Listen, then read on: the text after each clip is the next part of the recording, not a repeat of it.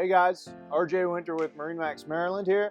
Going to walk you through my recently traded 2018 Scout 355 LXF. So the first thing you'll note is what's hanging off the back. We have triple Mercury 300 Verados, custom painted to match the boat. It's going to push this sled in Essex of 60 miles an hour. It should reach about 63, 64 possibly.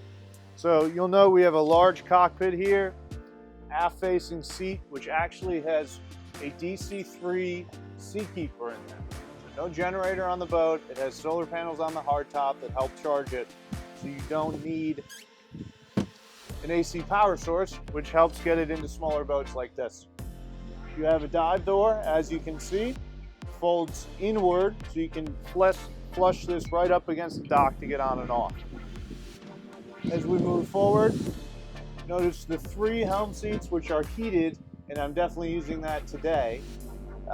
You'll see we have twin Garmin displays with what they call C-Zone digital switching. So these are like your old school rocker switches, but only on a screen. You still have some emergency switches here for things like your horn and bilge pump that you don't want to dig through there for that you might need very quickly.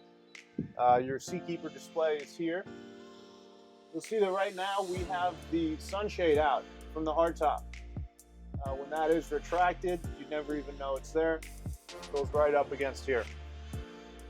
So let's move forward here on the port side.